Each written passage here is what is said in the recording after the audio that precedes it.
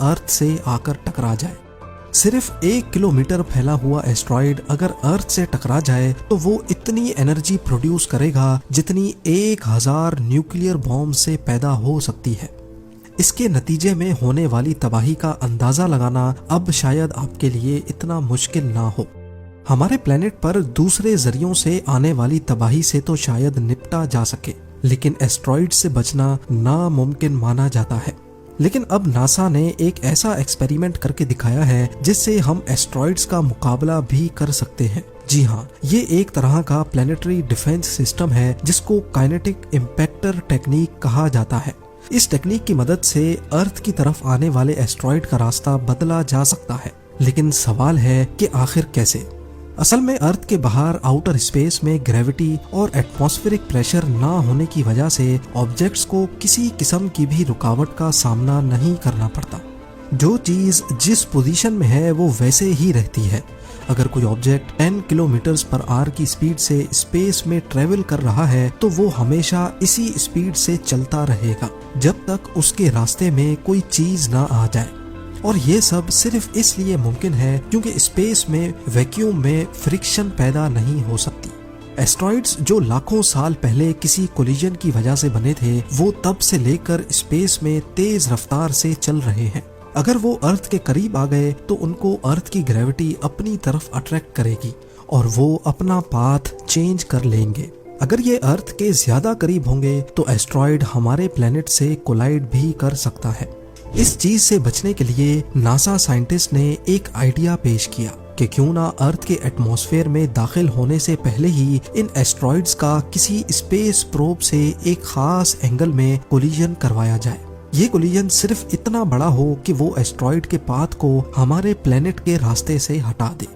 Plan के मुताबिक इस किस्म के कई स्पेस प्रोब्स अर्थ के गिर्द ऑर्बिट कर रहे होंगे। जैसे ही नासा को कोई बड़ा एस्ट्रॉइड अर्थ के डायरेक्शन में बढ़ता दिखेगा तो इन स्पेस प्रोब्स को उस एस्ट्रॉइड की डायरेक्शन में एक खास एंगल पर जाकर हिट कराया जाएगा। इस थ्योरी को प्रूव करने के लिए और ये देखने के लिए कि क्या वाकई ऐसा हो भी सकता है कि नहीं, नासा ने एक एक्सपेरिमेंट करने का फैसला किया। इस मिशन को नासा ने डार्ट यानी डबल एस्ट्रॉइड रीडायरेक्शन टेस्ट का नाम दिया। 23 नवंबर 2021 को $325 मिलियन की लागत से बनाया गया dart spacecraft space x falcon 9 rocket के जरिए वेंडनबर्ग स्पेस फोर्स बेस से लॉन्च किया गया। दूसरे स्पेस प्रोब्स की तरह डार्ट में भी थ्रस्टर्स, कैमरा सिस्टम और रेडियो लिंक मौजूद था जिससे वो लाइव इमेज फीड नासा को भेज सकता है। कुछ घंटों के बाद अब ये अर्थ के ऑर्बिट में आ चुका था। नासा को अब एक सूटेबल एस्ट्रॉइड की जरूरत थी जिससे वो डार्ट को कोलाइड करा सके। हमारे प्लेनेट से 1 करोड़ किलोमीटर दूर 170 मीटर बड़ा ये है डाइमॉर्फस, जो अपने से 5 टाइम्स बड़े प्लेनेट को ऑर्बिट करता एक छोटा सा मून है। छोटा तो ये सिर्फ हमारे चांद के मुकाबले में है, पर असल में इसका वजन करीब 500 करोड़ किलोग्राम्स है। इसकी हाइट, मास और अर्थ से इसका डिस्टेंस देखकर इसको डार्ट कोलिजन के लिए बिल्कुल परफेक्ट समझा गया। जबकि दूसरी तरफ डार्ट का वजन सिर्फ 579 केजीज है, यानी इसका मास डायमॉर्फस के मुकाबले में सिर्फ 0.00001% ही है। लेकिन जब बात हो रही हो स्पेस फिजिक्स की तो वजन से ज्यादा स्पीड मैटर करती है। जी हाँ, नासा साइंटिस्ट ने कॉम्प्लेक्स कैलकुलेशंस की मदद से ये नतीजा निकाला कि अगर डार्ट को 23,000 किलोमीटर पर आवर की स्पीड से हिट किया गया तो डायमॉर्फस की डायरेक्शन में 1% बदलाव आ सकता है।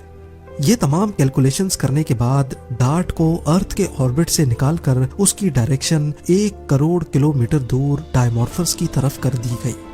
कई महीनों के सफर के बाद 26 सितंबर 2022 को जब कोलिजन में सिर्फ चंद घंटे बचे थे तो नासा ने डार्ट पर लगे कैमरा से कोलिजन की फुटेज को लाइव कर दिया।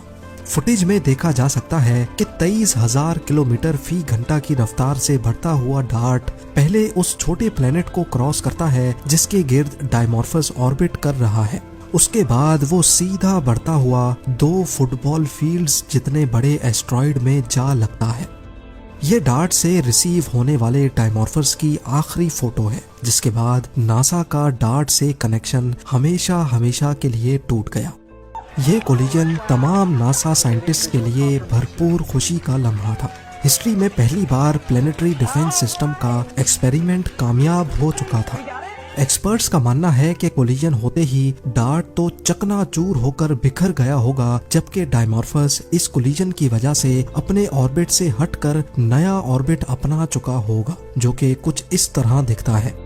नासा के इस मिशन का एक्यूरेट रिजल्ट 2-4 हफ्तों में आएगा, जिसमें मालूम पड़ सकेगा कि वाकई स्पेसक्राफ्ट सिर्फ अपनी स्पीड की वजह से अपने से 1 करोड़ गुना वजनी एस्ट्रॉइड की डायरेक्शन चेंज कर सकता है कि नहीं।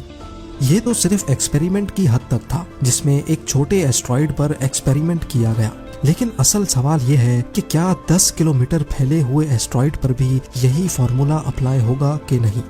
क्या हम ये भूल चुके हैं कि दुनिया पर सबसे बड़ा व्रेडफोर्ड इम्पैक्ट क्रेटर 300 किलोमीटर तक फैला हुआ है।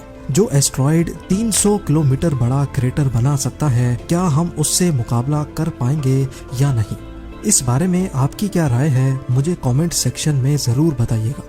उम्मीद है जेम टीवी की ये वीडियो भी आप लोग भरपूर लाइक और शेयर करेंगे। आप लोगों के प्यार भरे कमेंट्स का बेहद शुक्रिया। मिलते हैं अगली शानदार वीडियो में।